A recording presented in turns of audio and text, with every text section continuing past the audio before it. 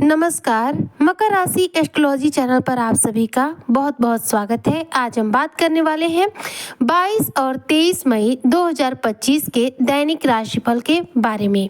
यह 2 दिन मकर राशि के जातकों के कैसे रहने वाले हैं, साथ ही इन 2 दिनों में ग्रहों की क्या स्थिति होगी, ग्रहों में आपसी क्या फेरबदल होगा और साथ ही इन 2 दिनों में आपके जीवन में कौन से महत्वपूर्ण बदलाव होंगे, आज इसी पर हम चर्चा करेंगे। तो चर्चा बहुत खास है, ऐसे में वीडियो को स्किप ना करते हुए वीडियो को फुल वॉच जरूर कीजिएगा।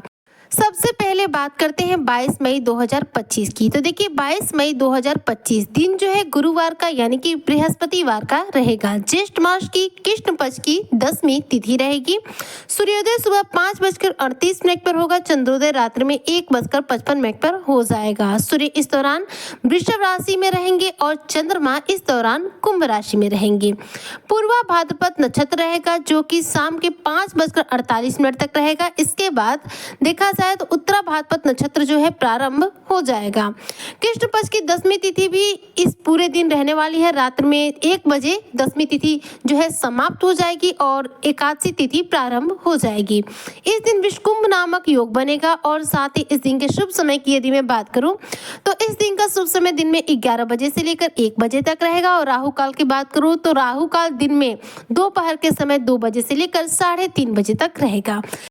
अब बात करते हैं 23 मई 2025 की। तो देखिए 23 मई 2025 दिन जो है शुक्रवार का रहेगा। ज्येष्ठ मास की कृष्ण पक्ष की एकादशी तिथि रहेगी जो कि अपरा एकादशी के नाम से जाना जाता है। सूर्योदय सुबह 5:38 पर होगा, वहीं पर चंद्रोदय 2:29 पर होगा।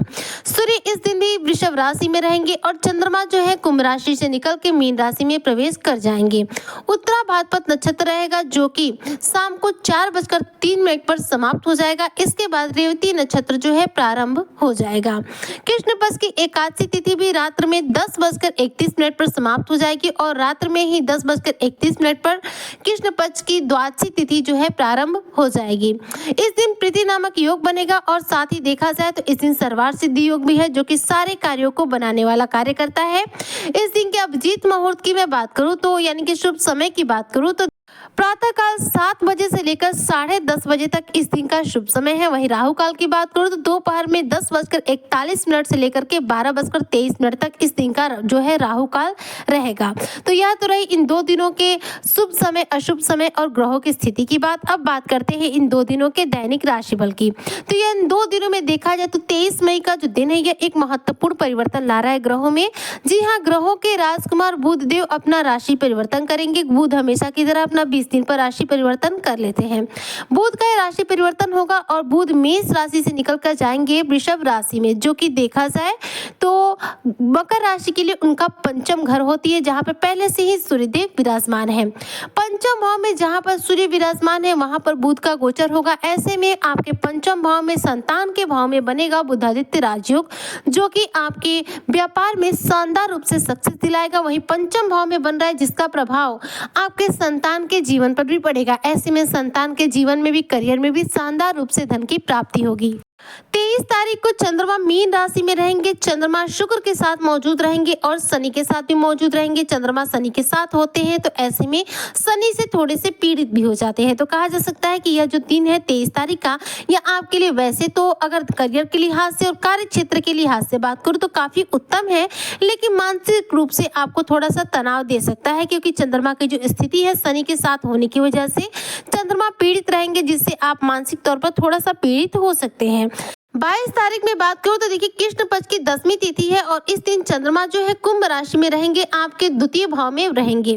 कुंभ राशि में रहने का मतलब है कि चंद्रमा रहेंगे राहु के साथ। राहु के साथ चंद्र की युति रहेगी। यहाँ पर भी चंद्रमा की जो स्थिति है देखा जाए तो थोड़ा सा राहु से पीड़ित रहने वाली है, क्योंकि राहु के ग्रास में जब भी कोई ग्रह आता है तो उससे थोड़ा सा पीड़ित हो जाता है। तो मानसिक तौर पर देखा जाए तो ये दोनों ही दिन थोड़ा सा आपको थकान दे सकते हैं, स्ट्रेस थोड़ा सा देख सकते हैं, लेकिन आपके करियर के लिहाज से देखा जाए और आपके कार्य क्षेत्र के लिहाज से देखा जाए तो काफी सकारात्मक प्रभाव लेकर आएंगे।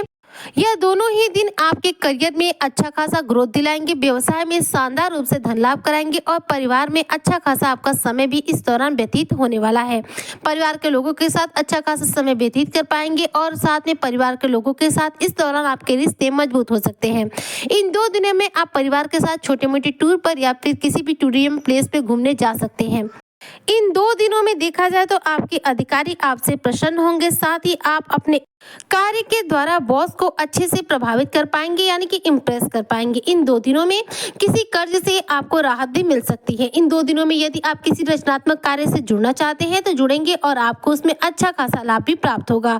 इन 2 दिनों में यदि देखा जाए तो घर परिवार का या फिर ऑफिस का माहौल आपका काफी बेहतरीन रहने वाला है। और यदि बात करूं मैं मकर राशि के स्टूडेंट वर्ग की, तो यह दोनों ही दिन सकारात्मक है। हालांकि 23 तारीख का दिन आपके लिए ज्यादा सर्वोत्तम रहेगा, क्योंकि देखिए चंद्रमा की परिस्थिति दोनों ही दिनों में कुंभ और मीन में शनि और राहु से थोड़ी सी पीड़ित हो रही है, जो कि आपको मानसिक तौर पर थोड़ा सा तनाव दे रही है।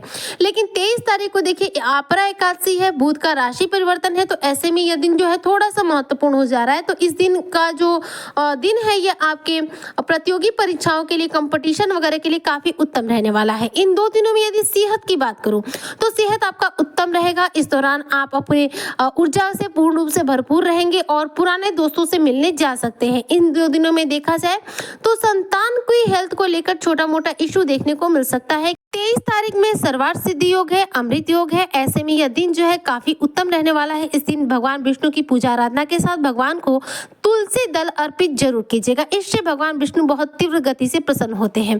भगवान विष्णु से इस दिन पूजा प्रार्थना करने से भगवान बहुत जल्दी इस दिन की पूजा पाठ जो हमारे है स्वीकार कर लेते हैं। इन 2 दिनों में देखा जाए तो आप अपने व्यक्तिगत जीवन में बेहतरीन अनुभव प्राप्त करेंगे और साथ में खुशहाली के साथ अपना जीवन भी जिएंगे। इन 2 दिनों में जो 23 तारीख का दिन है, इस दिन देखा जाए तो त्रिग्रही योग बन रहा है, क्योंकि चंद्रमा रहेंगे मीन राशि में, जहां पर पहले से शुक्र और शनि विराजमान है।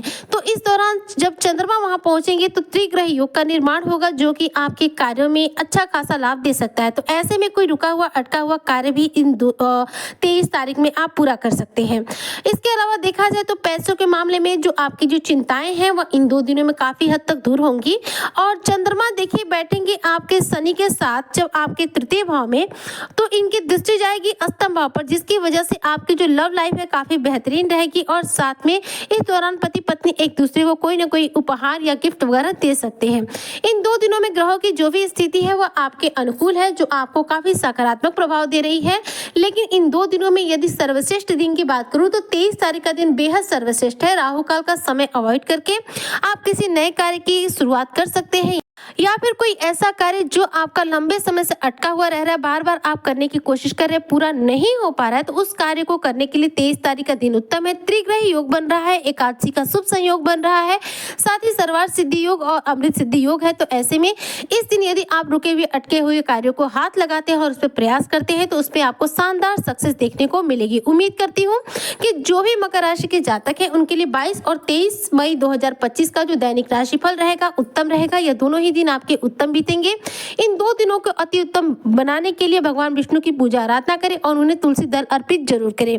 उम्मीद करती हूँ आज की चर्चा आपको बेहद पसंद आई होगी। वीडियो पसंद आई हो तो लाइक शेयर करें, चैनल पर नए हो तो सब्सक्राइब जरूर करें। मिलते हूँ नेक्स्ट वीडियो में, तब तक के लिए जय शनिदेव।